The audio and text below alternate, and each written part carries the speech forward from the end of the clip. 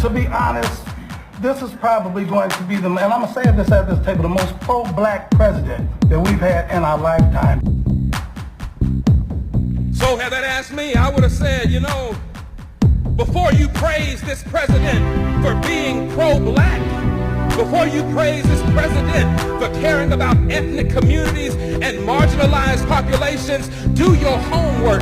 Well, some of y'all didn't do your homework. They didn't do their homework. So let me tell you just a little bit of research, not just him personally, but also some of his policies. Perhaps before they went and sat at this table, they should have done their homework. Because if they had done their homework, they would have known that President Trump has ramped up mass incarceration by instructing Attorney General Jeff Sessions to revitalize the war on drugs. They would have known that of the 87 picks for federal judges, 85 have been white and just one has been black and one has been Hispanic. They would have known that President Trump supported the Department of Justice engaging in unlawful voter purges, making it difficult for blacks to go and vote. They would have known that Trump is ending protection for predatory lenders, which disproportionately harm black people. They would have known that he is ignoring the affordable housing crisis by ordering HUD to triple the rents of poor tenants in public housing,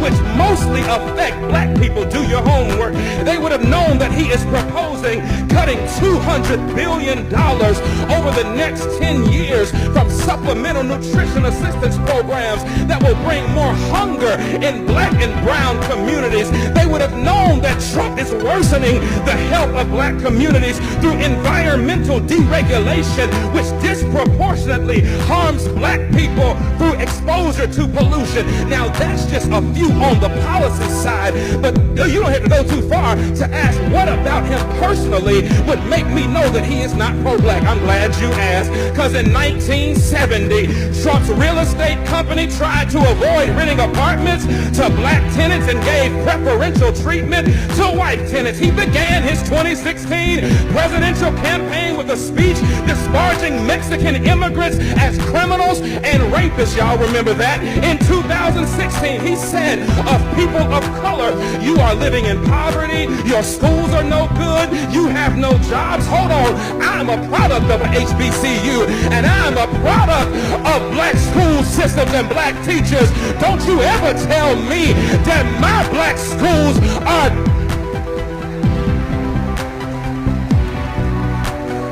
Hold on, I ain't done. He says you have no jobs, so what do you have to lose from electing me? In 2017, Trump said 15,000 recent immigrants from Haiti all have AIDS, and 40,000 Nigerians once seeing the United States would want to go back to their huts in Africa.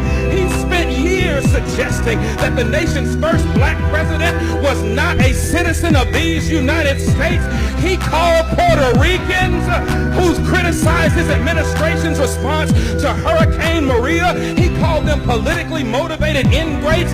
Hold on, but he called those who marched beside white supremacists in Charlottesville, Virginia, he called them very fine people. He hired Steve Bannon, a white nationalist, as his chief strategist. He called Haiti and other African nations S-hole countries, and he's taking credit for an economy that has not been built on his administration, but was built on the backs of 8 years of hard work under the Obama administration. Negroes, please, don't you come up in here talking about this is the most pro-black president that you have ever seen, when the record suggests that he cares nothing about people of color.